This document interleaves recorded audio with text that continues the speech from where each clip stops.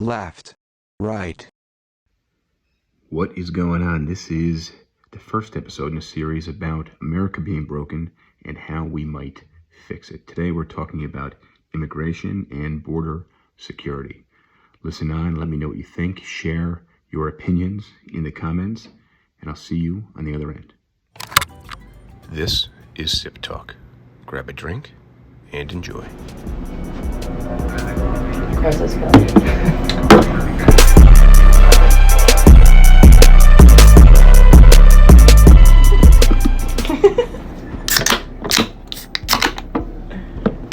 Cheers. Cheers. Cheers.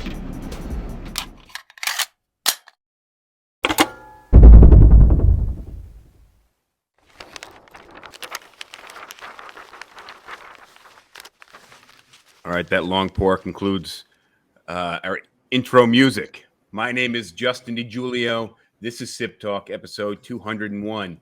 I am joined by James, the Bosnator Boswell, out of Charleston, South Carolina. James is a philosopher, a retired professional referee. What else is it that you do, James?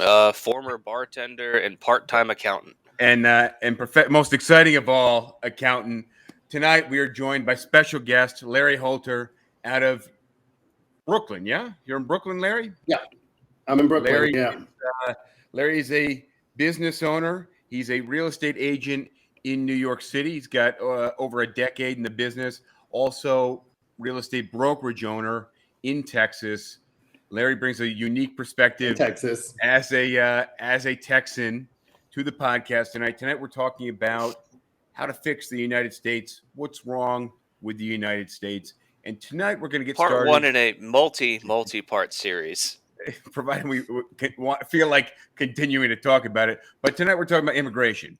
And I think having Larry on, especially tonight, with your perspective coming out of Texas. How long have you been in New York, Larry? So I've been up on the East Coast, off and on, about maybe going on 2 years already. But I say off and on because, since I own the brokerages, I do travel back and forth between Texas. And this is just recently, since June, I've decided to be full-time here in New York. Okay, yeah. So we met about a year ago, I feel like, in the Manhattan office of the real estate brokers that we're both agents at. And right. And now you're here kind of full-time. You're living in Brooklyn for the most part. Obviously, Right. You still travel a little bit. And tell us a little bit about your credentials. Did I miss anything? I mean, no, pretty much, that's it. I've, been in Texas. I've been a board of director for, local associations. I've sat, 3-year positions. I've been appointed to the state of Texas on a commercial committee. And there's 25 realtors appointed to this position. It's a 2-year position. And I was one of the 25 out of the entire state of Texas that was appointed. And pretty much what we did is we oversaw a lot of legislative issues that were coming up and checking to see how property owners, business owners were going to be affected by any changes that might get, passed through legislation and whatnot. Okay. I don't think we do that in New York at all. I know they do that in New Jersey, but I've never heard of any New York state law that has real estate agents on the board that's overseeing these laws. Yeah, so you got lobby groups. We have lobby groups. Yeah. And you do. Yeah, you're right. I'm sure that there's a political action committee somewhere, within a local organization. And by the way, NAR, National Association of Realtors, it's national. So every state is going to have, a state level, which is, in Texas, it's the Texas Association of Realtors or Texas Realtors now because they're always changing things. So National Association of Realtors, Texas Realtors, and it goes all the way down to the local association, which in my case, I sat on the Greater McAllen Association of Realtors. And through those boards, sitting on those boards, you partook in, any kind of political action or anything like that you chose to sit on and oversee. And it depends if you went on to a state level, which is what I did. Oh, very cool. And now you're up here. So I got to ask you, you're in Brooklyn. They say New Yorkers drink more. I'm curious. You're joining us for Sip Talk. What do you have there as your beverage?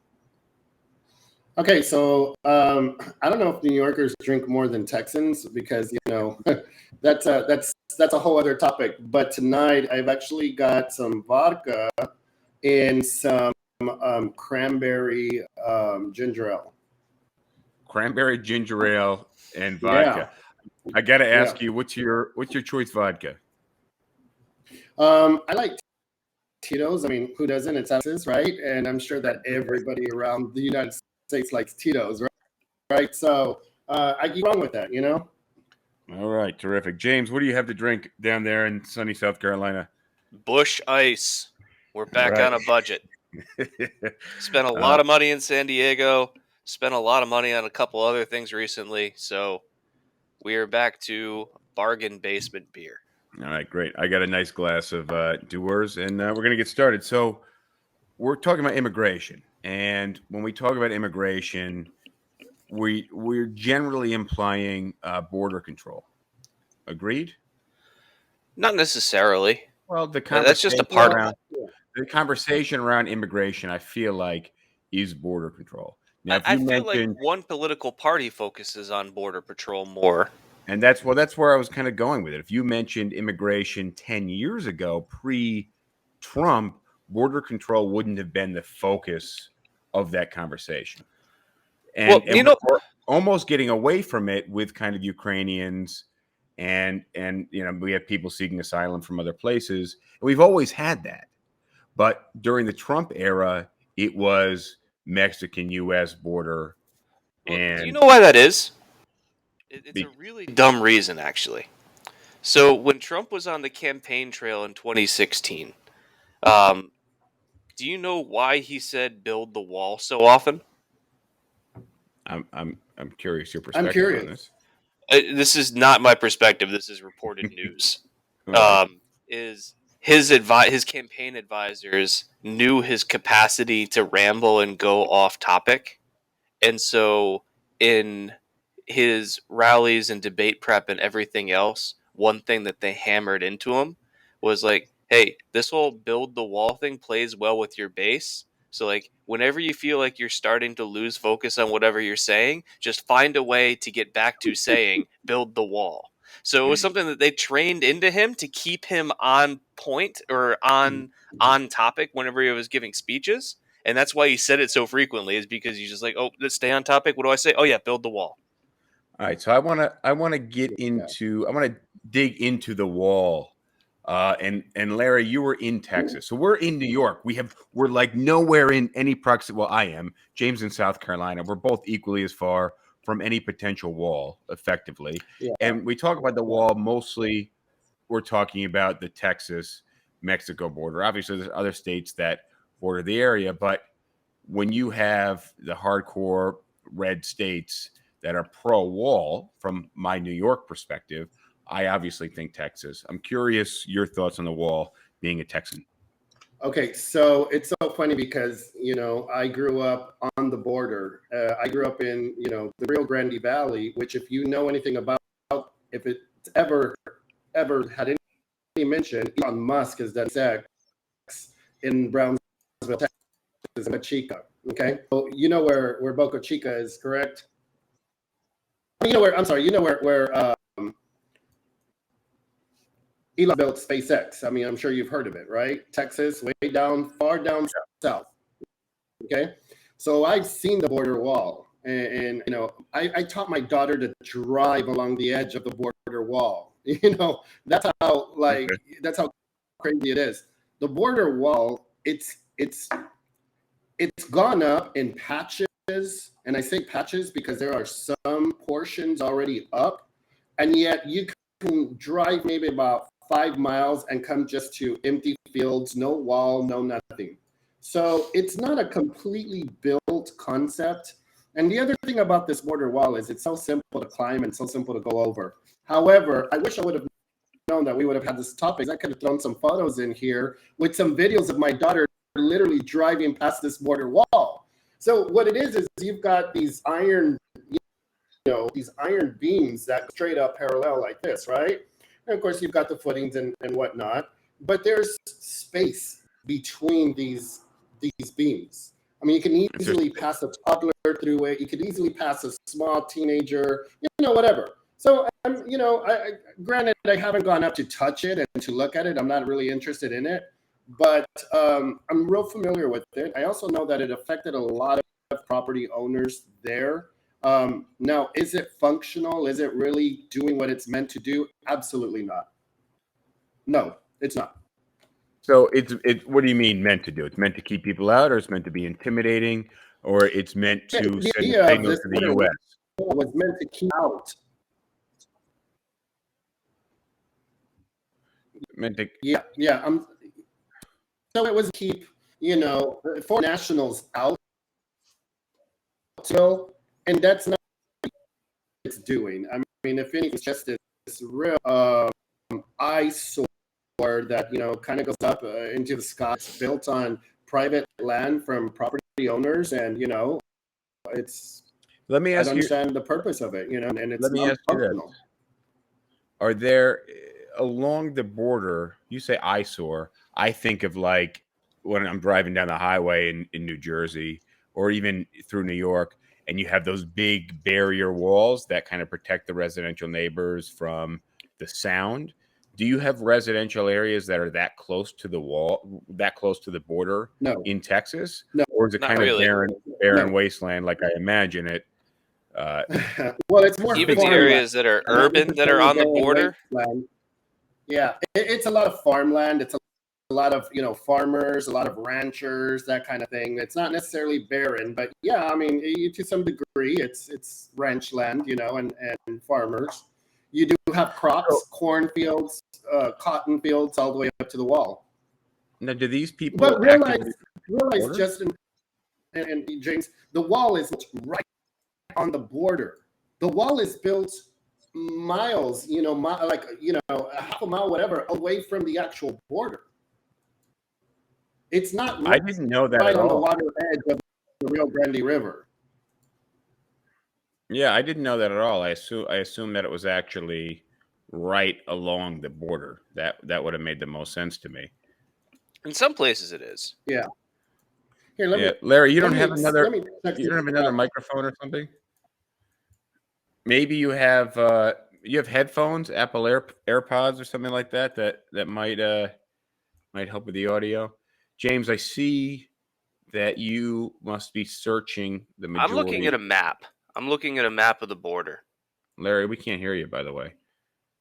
All right. Well, let's talk about, because there's, when it comes to immigration, while Larry sorts his audio out, like, sure, you've got border control and kind of controlling who comes in and out of this country, but you also have the barriers that exist to legal immigration. So if you're talking about people trying to cross the border without going through like proper channels or whatever, sure, that's illegal immigration. But there's a lot of problems with legal immigration right now too. Namely, being able to actually like complete the process in any reasonable amount of time. Well, I want to get there in a minute. I want to talk a little bit more about illegal immigration before we get to the aspects of trying to get citizenship or be here legally on a visa. Larry, you there? Because we Yeah, cannot we're hear not you. hearing Larry. I think one thing about illegal immigration that needs to be mentioned is the narrative that's put forward politically is that these illegal immigrants are criminals and bad people, when in reality, really the only crime that they committed was like the illegal entry to the country. But you have to think, why are these people trying to come here? And I'm not saying that none of them are criminals, but the vast majority of them are coming to this country to either escape bad conditions in their own country or to seek better economic opportunities in this country. Would you agree? Well, I would agree, but I'm not. But again, I'm so removed, and that's why I want Larry to get his audio straight so we can hear his perspective on this. But I'm in New York, and I get a lot more narrative, and I assume that if you're crossing the Mexico-U.S. border into the U.S. and you make it to New York, you've you've kind of surpassed the majority of the other immigrants, just kind of traveling 1,500 miles or 2,000 miles, whatever that distance is. So I assume there's a lot more immigrants than the ones that make their way up to New York. Yeah, well, I mean, New York's got a really substantial immigrant population. Yeah. Well, I think Larry's gonna refresh over here. But I mean, that's the thing about New York, is that we have these fresh immigrants that are new to the U.S., but also the laws that protect the illegal immigrants. And I don't know necessarily that that's a net positive in terms of the country, in terms of the economy, in terms of however you want to break that down. Larry, you just want to refresh your page and pop back in. And all right, sounds like that's what he's doing. Well, Do you know what I'm saying? Like let me ask you this question: they don't bring much value to the system until they become legal. I would argue against that, actually, because if you're an illegal immigrant, you're still let's assume that you're working in this country as an illegal immigrant. Somehow you've been able to get employment. So You guys hear you're me now? still it's We can better. hear you. You're producing something, so you're helping this country's economy out by laboring, and you're also spending money in this country and stimulating the economy by making purchases, and those are two positive things. Those are two positive things, but I'm saying, is it a net positive or a net negative? Larry, you want to catch up because I know you weren't able to talk for the last 2.5 minutes. Yeah, actually, I do want to say a couple of things about this, because on the border, and I do a lot of international representation for foreigners, international clients from Mexico, and James is correct. There's several different aspects of looking at this the right way that has and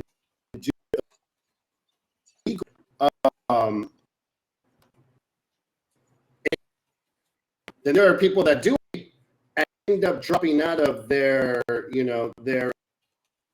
obligation, legal obligation, whether it's maintaining those visas or they got to do, and they just don't do it again. And so This audio is they're what do you call it?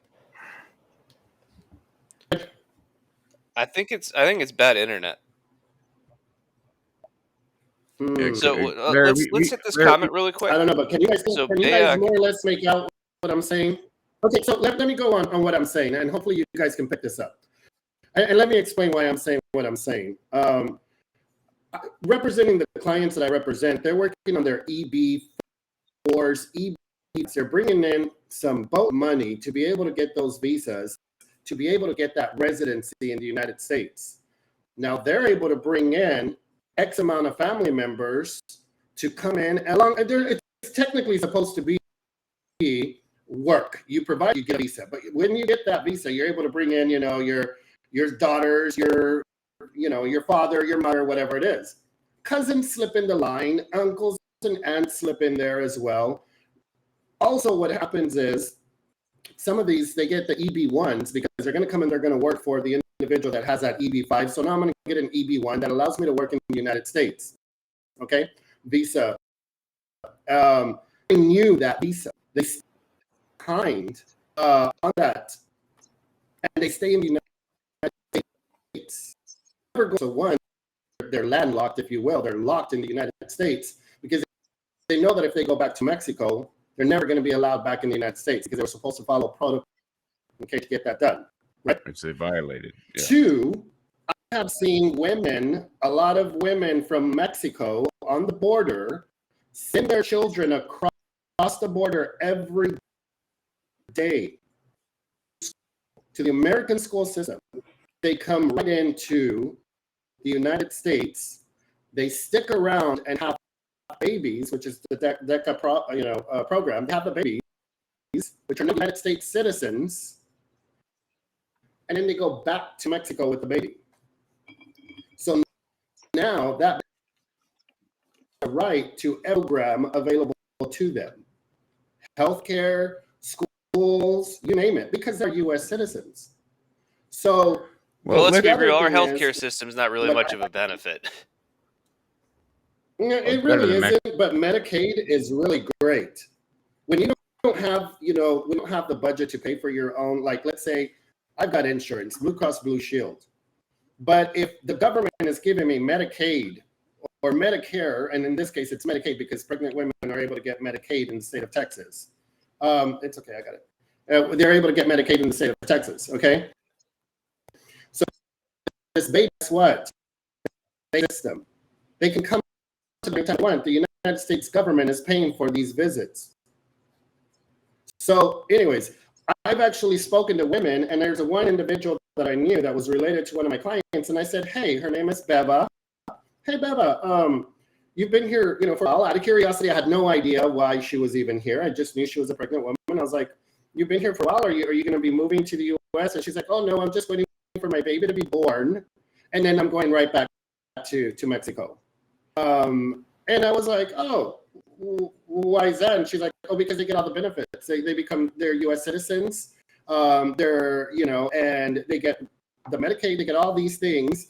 And so, hey, why not?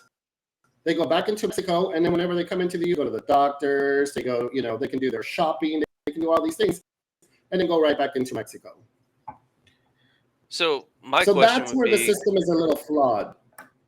My question would be, instead of keeping these people illegal, why not find a way of bringing them fully into the United States so that way they're paying taxes and Social Security and everything else and fully contributing to the system that they're also benefiting from? By keeping them in this kind of half legal, half illegal thing, they're able to kind of take all the good with none of the bad. Well, let me give you a perspective on that. Yeah, I want to give you a perspective on that, because the thing is, they broke the law and arrived here illegally. So how do you, if there's a legal way to become a citizen, how do you make someone equal to that who got here illegally? They basically cut in the line. Now they're second in line, and now they're next up, and you just have to take them? Or should they get some type of legal slap on the wrist? Or should we maybe send them to the back of the line? But when that person skips the line, ends up second in line, and then they step up to your counter, how is it fair to everybody else behind them in line that they just get regular service? So I don't know how we should deal with that. I'm just saying that would be the perspective of somebody saying, well, you showed up here illegally. Yeah, we think there should be a way for you to become a citizen, but you did just kind of skip the line. For whatever that reason may be, you still skipped the line. Everybody else got in line. They've been waiting here in the line for 4 months or 4 years. And you came over the border. You have a New York City ID card, and you can't be denied housing. You have equal rights, and you have Medicare, Medicaid, whatever that may be. So where are we drawing that line? Where's the slap on the wrist, and how do you do that legally when it comes to legislating?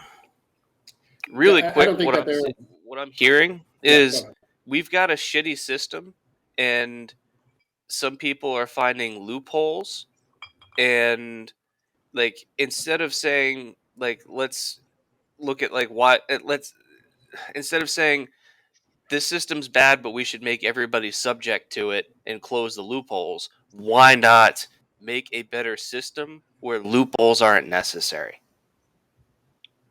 Well, what's the system? You think come over the border. Complete form. Yeah, I think that's a complete reform in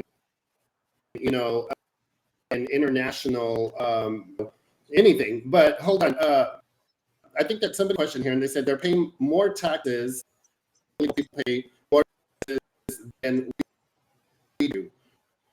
Clients that are out of Mexico, which I do. I have clients in Tampico, Monterrey, all these places. Clients go through these that do immigration and naturalization. They go through the entire process of in order to be able to come in and provide the services or the businesses that they're doing. Those are the legal ways of doing things. And absolutely, my client pays over $100,000 in taxes because of all of her properties that we've obtained.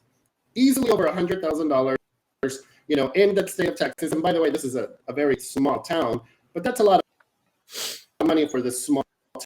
Okay, she doesn't anywhere near that. In Mexico, it's unheard of to pay anywhere near hundreds of thousands of dollars for any type of taxes. It's the fact that she wants to be in the United States, and she's willing to adhere to the legal, ways of the U.S. and doing everything that she needs to do, and that means paying the taxes and having responsibilities. Absolutely. Now, there are other individuals that come here that do it the wrong way, and they come and they have their babies here, so their children are the United States citizens, and that's what we're talking about right now. And that individual goes back to Mexico, but her child, by the time he's 15, by the time she's 20, she's a U.S. citizen. Come right in. Like, there's no problem whatsoever. That U.S. citizen can then turn around and possibly bring mom and dad over if they want to, because they're legal. They're going to apply for those. To what James was saying, should we be making it easier for that person or more difficult? Because from what I just heard, it sounds like maybe we should be making it more difficult. I'll tell you one thing, because these individuals in whatever, it's a loophole. They found a way to cheat the system and come in and get all of the benefits 100% across the board. Unfortunately, it's not fair. I think the people that are sympathizing with the people that are crossing the border are doing so because they think these people are standing in the sun, picking avocados off of trees, being threatened by men with machetes, and then in the middle of the night, they just grab one pair of clothes, cross a river, cross the desert, and show up here the next day. And I think that that's kind of what's sold to us to sympathize with, is that you have these people that are escaping, brutality, police corruption, gang warfare, whatever. Well, a lot of Mexican, sure, some of that may be true, but is that what's the reality of that? Are these people really escaping? Okay, so hold on. They are Justin. You know what? They can come in through other methods. I was called because I represent municipalities as well, and I happen to work with the cities that I are around representing. And I get calls from the cities whenever there's things that they need. And one of my emails that I got was that they were looking for a new respite center for Sister Mary, who was assisting the individuals that were fleeing other countries. Now, you're talking about Salvadorians, you're talking about Venezuelans, you're not talking about Mexico. You're talking about people that are fleeing their countries. And so there's a program here that they find refuge. They find what's it called? Refuge. They find help me out here. Asylum. Within the church walls, within these respites, and all of a sudden now they're getting planed. Okay, so there's something called the tent city. When they come into the area that I was at, because again, I'm on the border, so they get bused here, they get down with their children, they have these manila folders, and they stop traffic when you've got a whole slew of them crossing the street to go to a little temporary tent city where they get bussed out to wherever their next destination is gonna be, wherever the church is sending them. Now, you may have heard of this when the Florida governor flew people straight to Martha's Vineyard that were immigrants. Well, I do remember this. I think it was kind of actually funny because they had these illegal immigrants in Florida. Florida is very Republican, doesn't want them. Then you have Martha's Vineyard, which is basically located in a state that is affording asylum to any immigrants. And the Florida governor is like, well, we don't want them here. You want them there? All right, we'll send them up there. And but the liberal media, which I listen to NPR every day, which is pretty damn liberal, the liberal media was flipping out, going, oh my God, this is so bad. But I was thinking, like, well, you have a state that doesn't want them. You have a state that does want them. The state's sending them from where they're not wanted to where they're wanted. That Well, Sounds like I kind of think a good deal to me. no, not really, So because just for one, these people got on the real, plane under false pretenses. It's not like all of this was done with subterfuge and ruse. So I don't think it's funny to be tricking people into getting onto a plane, yeah. So lying to them about where they're going, and Well, I then don't know. I leaving don't them with know that basically no aspect. resources. No, that You absolutely happened. you arrive in Florida and get on a plane. Where do you think They you're weren't in going? Florida. They were in so guys, Texas. Florida paid to have them flown from Texas to Martha's Vineyard. Where do they think they were going? yeah. Getting on a plane in Texas. So let me tell you something. Listen, They got on a Justin, plane I've in been on a Texas. Oh, wait, whoa, whoa, whoa, plane. hang on. I'm just like maybe you're answering my question. I don't know, but I just want to make sure the question's really clear because I don't know. I don't know much about this. I listen to it but listening to NPR, which is my favorite radio station, give or take. But I did turn it off today because they were doing their donation drive. Just couldn't deal with that. But I have to over listen because of their bias when it comes to a lot of stuff. But that's what I heard. But I'm curious. So you had these immigrants that got on a plane in Texas. Where did they think they were going? And Larry, I think you were answering that. Maybe I'm wrong. But what were you saying? Yeah, so what I was saying is I do fly from Texas to New York and from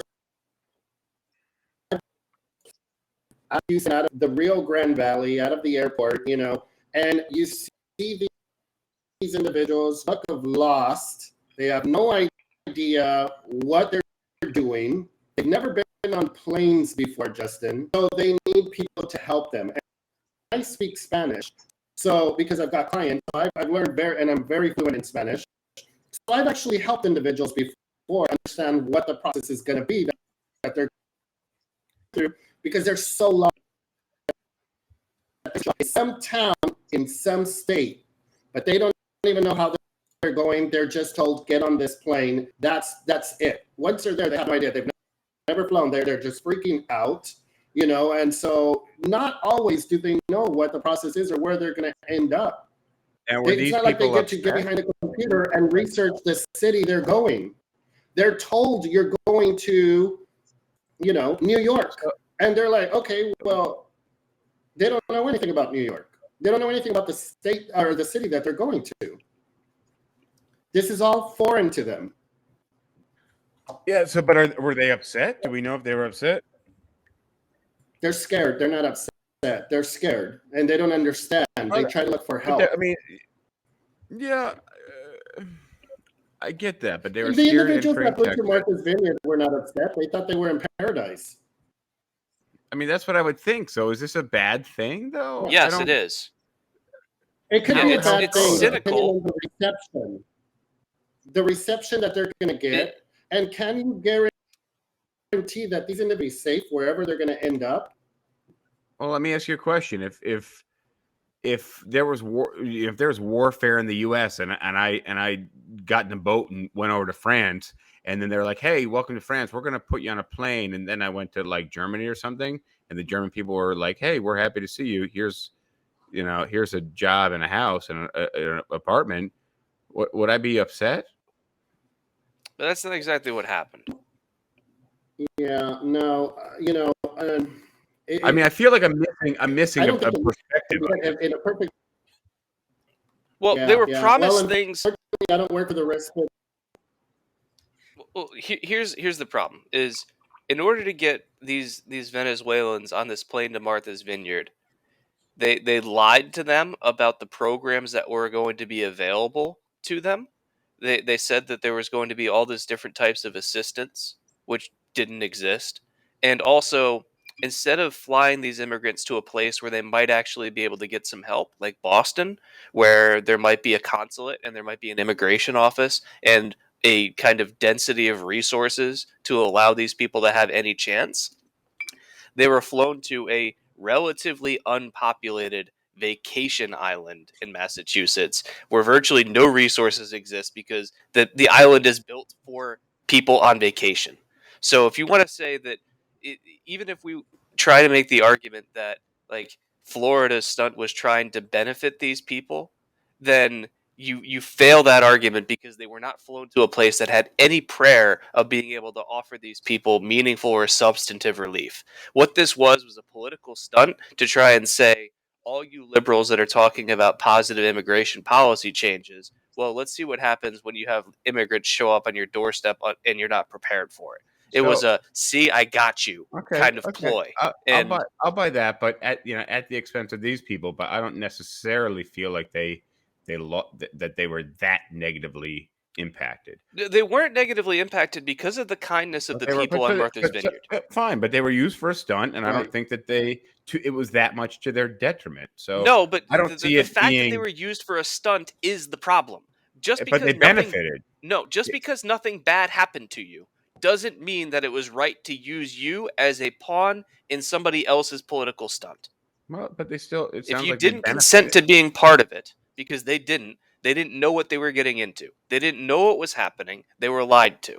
And I so mean, it's better than anytime you Squid lie to Games. somebody and then use them for some greater message, you are in the wrong. It doesn't matter if you harm them directly by them being in a bad situation on Martha's Vineyard, even because obviously that didn't happen. They were treated well when they got there. But the fact that Correct. they didn't have agency in what they were actually participating in makes the entire ploy wrong. Again, I think it's better than Squid Games. That's my perspective. But Okay, so so I gotta ask you so we're this. going to compare this to a fictional Korean show where people have to murder each other. It's better than that. Well done. So, but that's my perspective, and thank you for clarifying. As obnoxious as that perspective was, that was kind of the disparity that I was trying to bring to the attention. But still, it doesn't seem terrible. So, but No, but it was played by the media as as terrible, and well, I don't think that it was terrible. I mean, given it was what it was. So my look, just question to because you. the worst case scenario didn't materialize doesn't make Hey, the actions correct.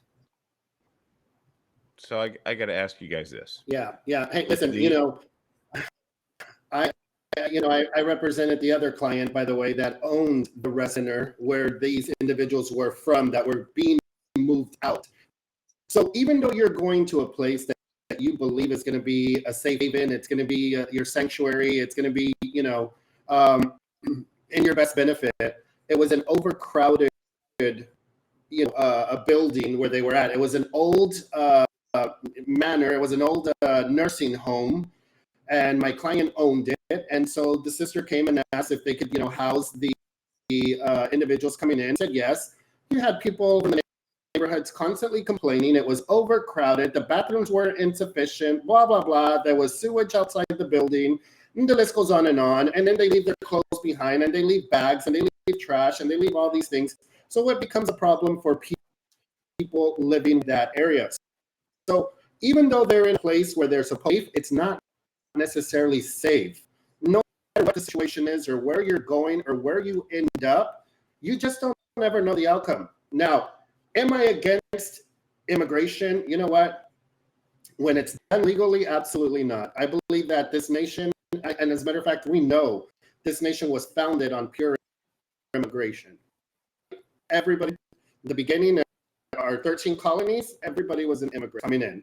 So this entire nation is made up of immigrants, but it was done systematically. It wasn't done just because I want to go in there and I want to sneak in through the back, hole in the fence. And there's so much stuff that we haven't even discussed on how I would people get argue into the against U.S. the systematic part of it because in our first 100 years as a country, there wasn't really much of a system. It was just you came here and you didn't have to apply Yeah, for anything. It's like once you arrived on shores, like you filled out like a little bit of paperwork and it was stamped and you were good. There wasn't a process yeah, to yeah, go yeah. through. You just became a It was a citizen. process. Oh, So to but be that able was to the say like system. but that was it, That and was you the were a system. You citizen. couldn't just get right, off the boat That was the and then system. go claim your stake on that land. You had to register yourself, and that's right, not but the happening problem is today. like 150 or 200 years ago, you could become a citizen by the end of the day or the next day after you get off the boat. And Correct. now we have a system where for most people that are trying to immigrate to this country, the process of becoming a citizen is not measured in days, but in years. Years. And Exactly. when you have a system, you always have to look at things in terms of incentives. And right now, our system is designed in such a way that it does not incentivize legal immigration. And so Well, so look, you need to realign the incentives and but make legal immigration more appealing than the alternative. but the U.S. admits more people legally per year than any other country. And I mean, given we're big, but we admit more than any other country, more than 1 million people a year, we admit. Okay. So, So is that for the greater good, or is it for the greater negative? And how, we also, when we're talking about illegal immigration as well. So, and I'm saying more than 1 million legally, plus the people that enter here illegally. So thus far, we've been talking about illegal, right? But when you have people coming here Correct. legally, right, and then and what you talked about 3 minutes ago, James, you mentioned making it easier for people to get here legally. What should that entail? And what is our current barrier of entry? Given during the Trump years, it was really tough. But you have right now, it's still tough right now. Biden you hasn't have really rolled birthright. back much of Biden anything hasn't that Trump implemented. agreed. But how do you get in here? You apply for citizenship. You got birthright citizenship. You win the visa lottery, right? How else can you get here legally? And Well, there's an apply entire for system asylum of from Mexico. visas. There's all sorts of different visas, none of which I'm familiar with, but there's dozens of them, and each one has its own separate requirements in terms of how you have to apply for it and renew it and everything else. And that itself, just being able to navigate that system effectively, like you almost need an immigration lawyer just to Well, be able to like maintain your visa well. navigating any system as a business owner, I can tell you that. I'm sure Larry can. Like, we're just regular dudes that Larry's told me a bit how he grew up, and we've built businesses. It's complicated as hell. Like, filling out a government form for the business is without an attorney to do it for you. Like, I had to do something earlier this week. I looked at LegalZoom. It was several $100s on LegalZoom, and it was a $60 filing fee just to do it through the state. But trying to do it through the state, I spent 2.5 hours on the phone trying to figure out what the hell to do. Right, trying to say, just because I was like, I can do it Okay, on my own. so But hold on, I want to seize on your point right now. So you've been a citizen of the United States from day zero, and you are probably more familiar than most people in this country with filing forms and compliance and regulatory stuff by the nature of being a business owner and the types of jobs that you've worked. So now I want you to imagine you don't have any of that knowledge, and you now need to go and fill out these kinds of forms in a different country. How good do you think you would be at filling out immigration forms? And I'm going to pick a random country and just say Sudan. well, one, How well do you think Listen, you're going to be able to fill out those forms? Because but the that's what question, we're asking other people to but do. the question is, why do I want to be in Sudan? What right do I No, no, no, have no. I to be in don't. I Sudan? don't focus on the country. I just picked a random country off the top of my head. It's And you're not familiar with this country or its systems or its forms or anything else, and it might be your second or third language that you're reading these forms in. well, Now, I imagine. still need to respect the law of the land, right? I don't. I don't care about that. I What don't I'm just saying have is, a how blanket right, likely do you think you're going to be successful at trying to do this? but I still need to rise to what is on the table, right? Obey their laws. If I was going to go to Sudan as a non-Sudanese person, I wouldn't just turn up and be like, "Yo, I'm here. I have a right to an apartment. I have a right to a bank account. All You right. Well, can't kick me out." now you're being a red herring because these immigrants are not saying that they have rights to any of those things. I was going to But say, our it's the same thing that's happening here. our laws are protecting Exactly. these people, saying they have the right to be here. They have the right to housing. The No, they don't housing have the law right to housing. in New York City, they do. No, Citizenship is a protected status. If you're not a citizen, you have the right to housing. Yeah, they have the right to housing in every yeah, way yeah. that like anybody else who's applying for housing and can pay the rent can. They're not getting free shit, which is the way that you're making it sound like. Well, So, and here's they the just can't be deal, guys. discriminated I mean, against. If they can meet the terms of the lease and they can pay the rent, then you can't discriminate against them based on their immigration status. But it's not like the landlord has to give them a free apartment, which is how you're not a making it free sound. apartment, but they have to have the same right so, to the so, apartment as anyone else. What's wrong with that? so this If they can pay for it, with what's wrong? immigration.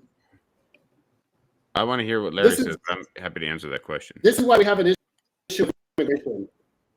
Okay, I'm saying this is why we have the issue with the immigration. Okay, one, absolutely correct, Justin. You don't know the forms that you've got to fill out. You don't know the process. You don't even know what you're doing. So the individuals that actually do the legal stuff go straight to those attorneys that work in immigration naturalization. That's the process that they go through, and they understand it, and they pay the $20,000 or whatever it is because they want to do it the right way. Now, they don't necessarily have to be, fours and fives. They don't have to, build these multi-million dollars, but they're going through the immigration naturalization process, which is the right way. Does that mean that everybody did it? And this is the easiest way to just cross the damn river and get your into the U.S. if that's what it takes. From Cuba So you're coming back to my point about to incentives. Florida and hope that you survive. You're coming back to my point about incentives. Here's the two problems. Yeah. So it's Well, not everybody so can afford it, so that's where we have the problem. Because it's a quick way of saying, you know what, screw the system, here, screw follow the my BS, argument here. I'm just going straight in. Follow my argument here, which is right now there's not much that we can. It's going to be difficult for us to find further ways to de-incentivize illegal immigration. That's really difficult. So instead of trying to de-incentivize something that's almost impossible for us to truly fight, what we need to be doing is incentivizing legal immigration. Make the process simpler. Make it so that create a new visa class that is easy to apply for and has a shorter term, and allow people to come in legally, be in the system, and do all the right things without having to wait multiple years and pay thousands or tens of thousands of dollars in legal and filing fees on an uncertainty. And I always think about it like this. Like I see this issue actually really similar to media and piracy, where when the reason why people pirate music or movies or anything else isn't necessarily because they don't want to pay. It's because the paid systems are worse than the pirated systems. Like when you create a good system, people will pay for it. And when you create a system that's paid that sucks, people will go to find alternatives. So right now, our legal immigration system sucks so hard that that illegal immigration is preferable. So we can't fight that side of it. How about we fight the side where we make legal immigration better, because these people are coming one way or another. How about we make it so that they get started the right way? Well, I think, but I don't think it can necessarily be you just cross the border without doing any paperwork, and then you get second in line. You get to skip ahead of everyone else. That's not what I'm did it suggesting. What the I'm right saying is way. that you But can't fight that part. What you okay, can do but is make it easier to say, I don't want to. The outcome of me being an I illegal follow you. immigrant isn't I as good follow as you. me We following need the to make legal path. we need to make the means to citizenship, or at least to be here legally, uh, easier. However, there's a couple of things that we need to take into account: security, right? Security of the country. We have this public entry. It's not just a revolving door where people can come in. And then remember that the United States as a country is a country, right? It's not just this open door where everybody can come. The e pluribus unum is out of many is one, right? So there has to be one. There has to be some identity to the United States. We can't just have a fully open door policy. Now, given our country is built on immigrants, we have to have some means of entry. Even during the days where there was Ellis Island, people were just coming over getting stamps. If you were sick, right, you would be put into a camp. There were reasons why they didn't just open the doors and say, head on over, even back then. I mean, given if you came in Christopher Columbus days, it was what it was. Well, And there the was no United States, government. yeah, We still have exactly. those, And the though. United We States, still have those. the We United still States isn't have those alone. areas where they're going through and they're being checked, and they're put into ICE units, which is immigration. Cages, I'm sorry. cages, in Well, some cases, or that was a narrative, and well, the reality, no, that for was a the while. reality about 4 years ago. Yeah. Well, and that again comes from my neck of the woods. And that's why I'm saying we still have what you're saying. The individuals that are coming in, they're being checked and they're being, processed and they're being housed on cots and cages or whatever. You make The room ones for who are them wherever coming they're coming in. the ones who are coming in legally. So the issue is, No, even the illegal ones. well, No, I mean, no. Everybody, it's a clusterfuck.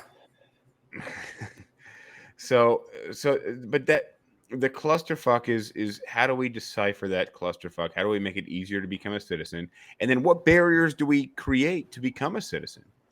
Well, Let me ask you that, James. I mean, this question is Well- more directed towards James. Is what I mean? You seem on the more liberal end of this. I mean, I think all of us actually have pretty liberal perspective. I think I'm the only one kind of playing devil's advocate for the most part. But James, you seem more liberal than Larry on this. So what is the barrier of entry that you would propose? Well, you could have like non-permanent residents, and like you can still make the barrier to becoming an actual citizen. You can keep that high. You can make it so that you have to pass the civics test and go through all the steps. I don't really have much of an issue with that system. Okay, so you issue temporary visas. You issue temporary visas and make them like a 1, 3, 5 year plan or something like that, and make the review and renewal process relatively easy. And Do so, you know how many expired visas I see in New York City? People well, looking for hold on. housing, or people who, I mean, the thing is, people who came in, but they know they don't want to supply this paperwork because they're just not here legally. Okay, so what I'm saying is, in our in the current state of our system, visa renewal is not a terribly easy process, and a lot of things can go wrong. So one is find a way of making the renewal process of visas easier so that you will see less expired visas because they're easier to get. And if you've got the visa and you're going to have like an I-10 or something, you're still paying taxes. You're paying into Social Security. Stat that I looked up while we were on air, in 2010, illegal immigrants contributed $12 billion to Social Security. You know how much of that Social Security those illegal immigrants are going to collect later on in life? Well, but how much did they contribute to Medicare, and what did they collect from that? I'm curious.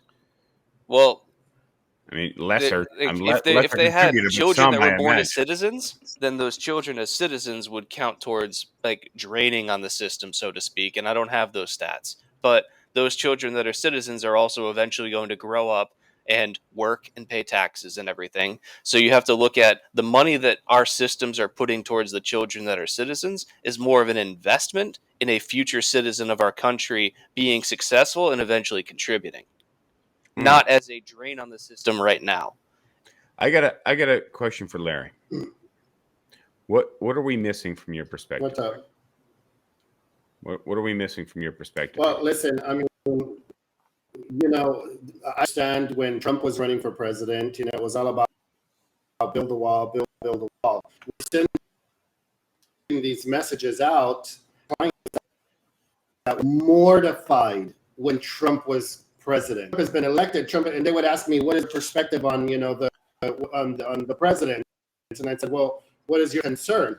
Well, Trump is now president. He's going to change all of the blah, blah, blah. We may return to Mexico. We may not come back, this and that.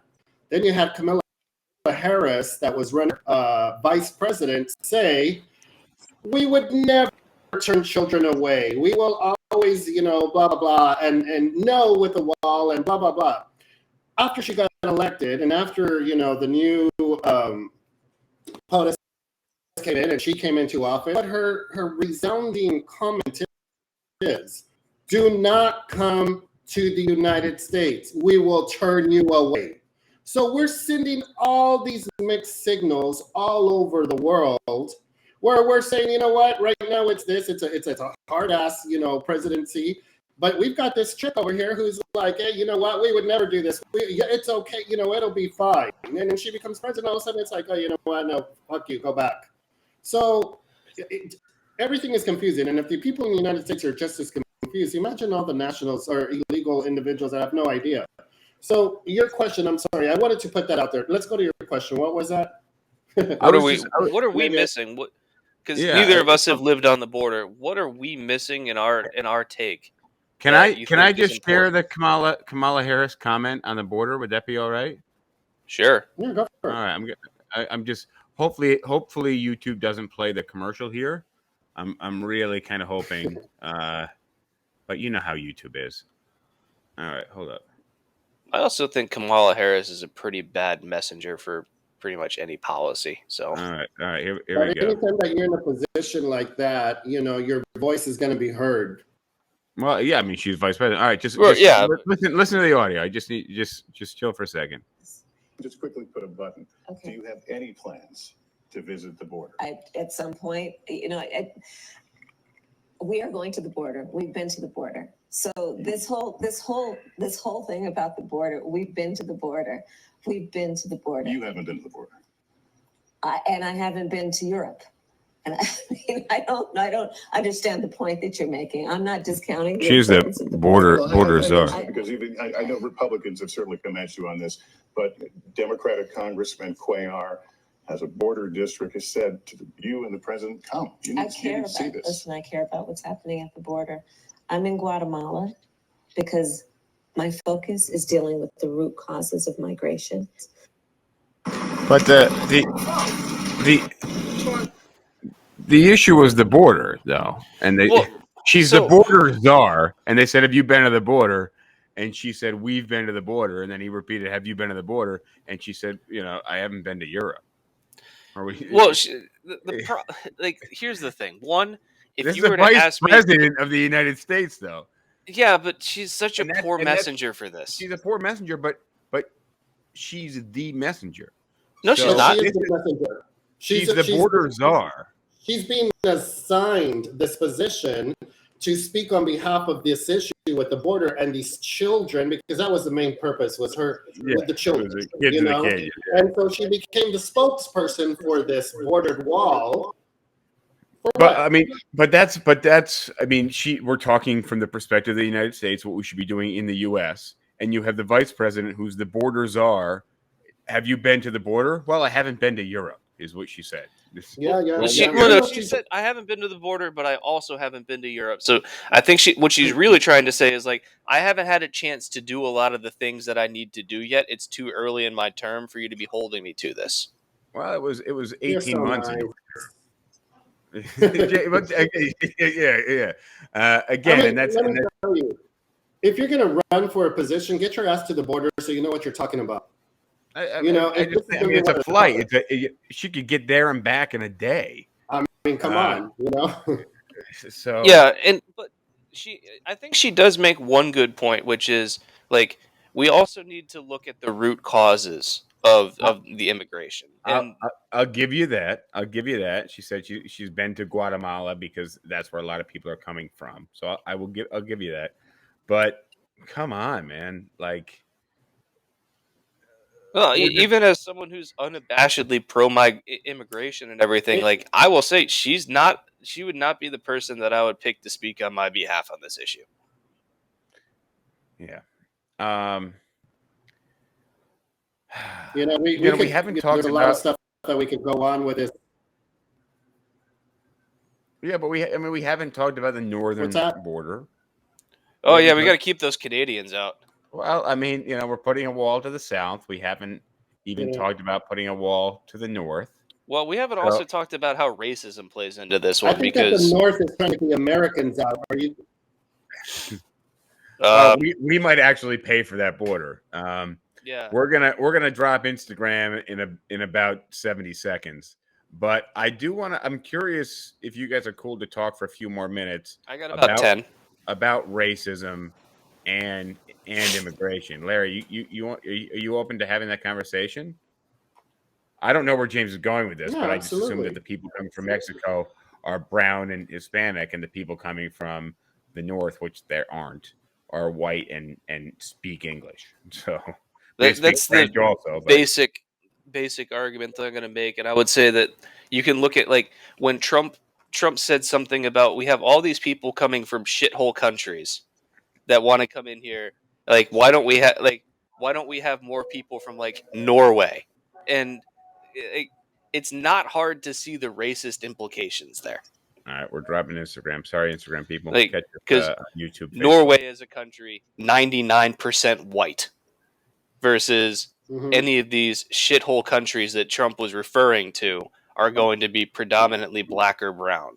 So like there's all these racist undertones of saying where do we want people to be coming from and what the racial makeup of those countries are. Well, that was the issue with Trump. Is just he was a bad messenger, and he said things that were really offensive. Well, no, well, yes, he did. Right. The thing is, he said those things because they appealed to his voting base. But was there some truth to it? I mean, people weren't coming from Norway. They weren't coming from Sweden. They were coming from Guatemala. They were coming from Venezuela. They were coming from places where things weren't great. Right. And so So if you live in a country that has a functioning government with effective social services and economic opportunity, why would you leave? that's right. That's exactly what I was going to comment as well. All of these countries, Germany, they've got healthcare, they've got free higher education. All the list goes on and on. Why would they flock to the United States where you're going to be paying all these taxes, your higher education? There's so much. Not everything and not everyone wants to flock to the United States. It's the lesser than countries, the people that are living in these third world countries that are trying to come to the United States. Well, let me ask a question on that. Where are most people from the U.S. going? I know not a lot of people leave from the U.S. I have a friend recently who I think went to like Belgium or something, but that's like the only person I can think of that's left the U.S. James is Googling this right now. But I'm curious, where do people from the U.S. go? I mean, So if you can actually believe it, a lot of people go in Mexico. Here are the stats. all right. I've got the first 4 rows out of 50. So emigration from the United States to Mexico, 1.5 million, to Canada, 1 million, to India, 1 million, and then to Germany, 300,000. And then it goes on That's the from there. top. But That's the top Like I 4. said, right, so yeah, that supports your it's point. like I said, if you could believe it, people are actually going into Mexico from the U.S. Yeah, Do like we? the net Is there balance is still people coming from Mexico to the United States, but you got 1.5 million people a year going to Mexico. Yeah. So look, I want to pursue the racism angle, because I want to Okay. talk about national identity, and maybe it's my 4th glass of scotch I'm about to pour. I don't know. I don't see you guys drinking at all, which is Well, I've got a Dude, bike ride to go on are after you this, so I'm kidding? keeping it to 1 beer. I think I'm already buzzed. To me, Right, I'll the be conversation's just starting. I'll make up the drinking later on tonight, but I need to be sober when I go for my bike ride. So look, as 3 white dudes having a conversation about racism, it's we're walking into hot water already. Well, I think So- there's one important point that like I'm dating an immigrant Okay, who's black. And right. you, Justin, you're with someone who is also an immigrant. Okay, fair, fine, and well, but the perspective, it's a happy setup, right? You can say, well, I have one friend who's black, or I have one friend who's gay, or I have one friend from any minority, any minority party. It doesn't, you still have your background. It's like somebody doing something that everyone else perceives as racist, and that person declaring, but I'm not racist. So all I'm saying is just, we have to acknowledge, and thank you, James, for, a bit of a disclaimer there, but we are three white dudes who all were born in the U.S. Larry, you were born in the U.S., yeah? Yes. Okay. I was born in Texas, your Victoria, Texas. And your heritage goes back, as far as you know, to white roots, yeah? So the majority is German, but I do know that my mom was half Hispanic and half Anglo. Okay. So what I want to get at is the identity of the United States. So I grew up as a white person in a very white community. James and I both grew up in the suburbs outside of Albany, New York, majority white.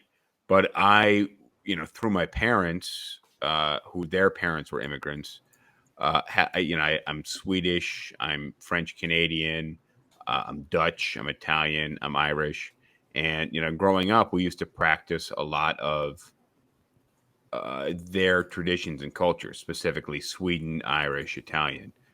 That's what I know.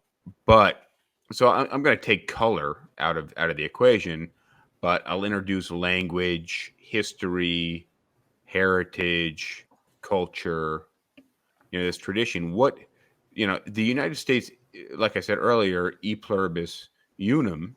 So, of many, one.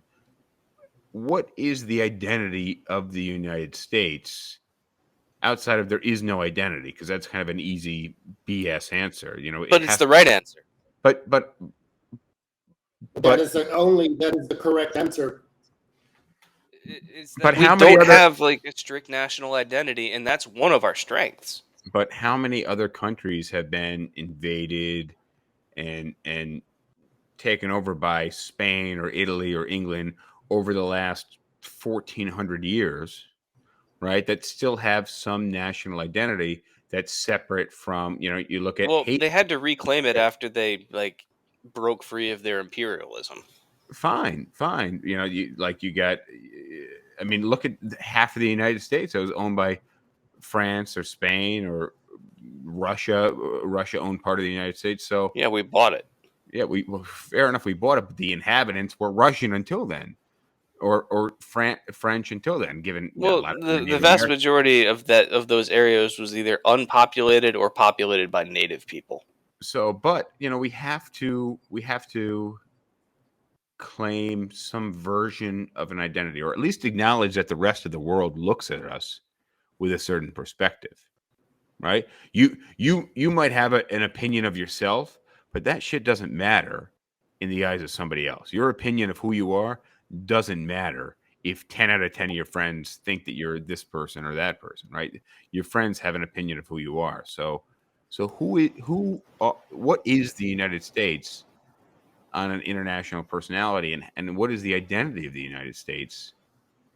Well, I would say it very much depends on what country you're asking, because if you were to ask a German or a French person versus a Mexican or a Guatemalan person what the United States means to them, you are going to get wildly different answers. Well, do you have an idea what those answers might be? Well, from their perspective. I'm going to make a wild guess here, in that the Mexican or Guatemalan is going to look at this country as a place of opportunity and a place to grow. And a German or French person is going to look at our country and say, they're going to look at the problems that we have, which are there's a litany of, and say, our country might have its own problems, but we prefer the German or the French system and the opportunities that we have in this country more than what the United States can offer. So I think if you're in a country that doesn't have a lot of opportunities, your opinion of the United States is going to be considerably higher than if you're in a country that's developed and offers you opportunities of its own. Well, okay, so I think what you're getting, the question that you're asking is in terms of maybe not skin tone, but it's going to be Anglo. If you're from Mexico, the first thing you're going to think of is an Anglo person, a white person. Even my clients have told me, I need you to stay in a meeting, multi-million-dollar client with very successful business. Could you just sit in a meeting? And I know nothing about her meeting because I do nothing but real estate.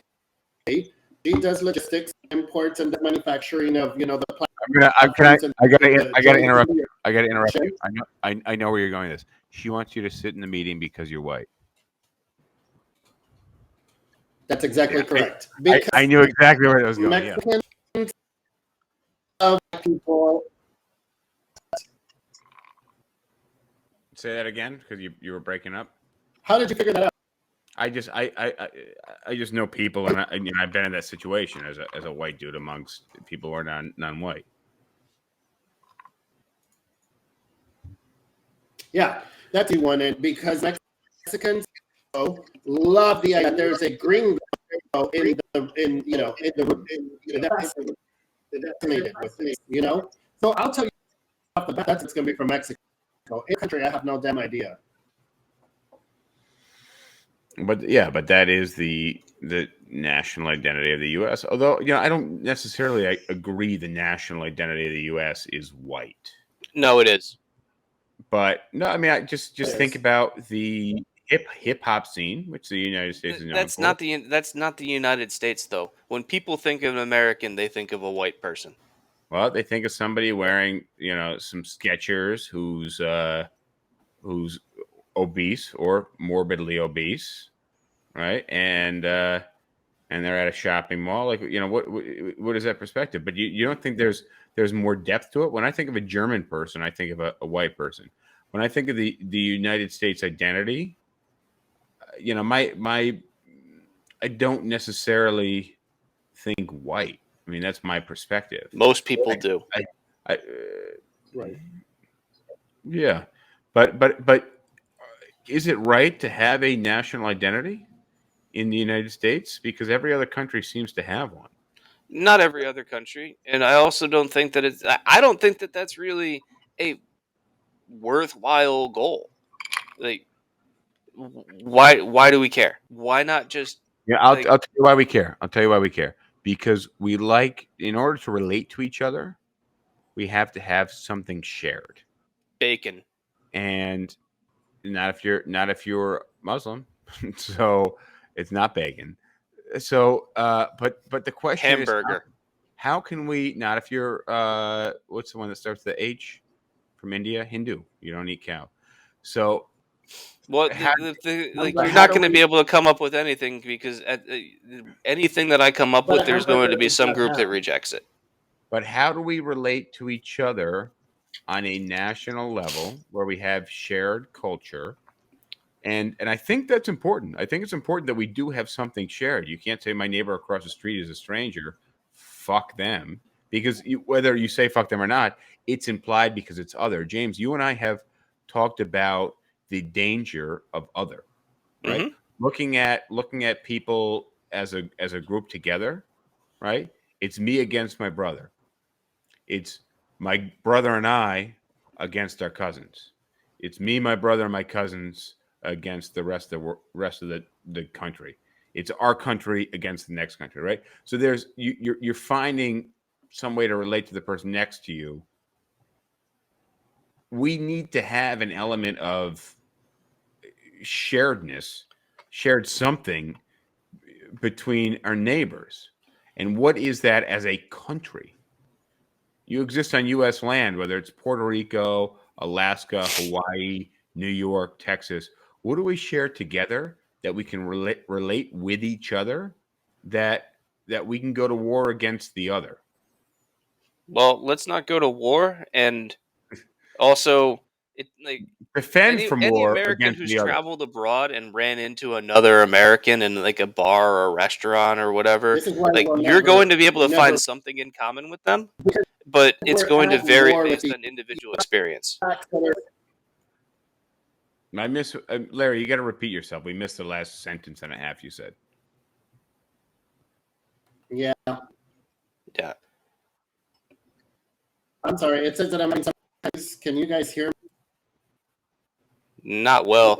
I got to bounce in about 2 minutes. It says stay responsive. I don't care. What I was saying is, you identify how can we whatever. We're literally at civil war with one another. Blacks are screaming on, Black Lives Matter. Individuals have this caring comments, not ever, a lot of them have this caring comments, and we're starting all these, things, and we look like fools to everybody else around the entire world, because here we are bickering and arguing with one another. We just can't get along. You've got fucking idiots pushing people into subways for no reason whatsoever, and it all goes down to who's doing, what, and what is most recognizable. You know what? White people have privilege. White people have better opportunities, better jobs. Black people, unfortunately, they have a stigma attached to them, and I hate to say it, but it's the truth, and so when it comes in and they look at it, it's automatically going to be the white inferiority, and they're trying to hold on to it. A lot of individuals are trying to hold on to that idea, but I don't know. We just can't get our shit together, so why the hell would anybody else even want to know what we think is? There are other countries that can't get their shit together right now too. Like, look at Britain; they're struggling. Well, we didn't talk about Britain, and actually, that's in my notes to talk about Brexit and what happened and the national identity of England, right? And the biggest issue during Brexit wasn't Britain was exiting the European Union, but England and the English flag being waved. The English flag in England is like the Confederate flag in the United States, which I learned being in England during Brexit in 2016. I was actually there for the vote, and I don't know if I told you this before, James, but I took money out of an ATM, paid the exchange rate, took a boatload of money out for my trip, and the Brexit vote was that day, and they voted voted pro Brexit, and all the money I took out, I lost like a few $100 just in the exchange rate because I took out all this money. And I got fucked pretty hard. I got to bounce. I know you got to go, Larry. Thank you for joining us, James. I'll let you run. Yeah. Let's wrap now, guys. Larry, I'd be down to have you for another episode in this What's Wrong with America and How Do We Fix It? Yeah. We can dial that in if you're down for it. But on that note, James, I know you got a bike ride. Larry, let's do it. And we'll see you guys next time. Thank you for joining us. Episode 201, SipTalk. Adios, guys. That concludes this episode. Let me know if you agree with us, if you disagree with some of us, not all of us, but throw some comments out there. Let me know your opinion. See you next time. I like PBR. I just got priced out of it.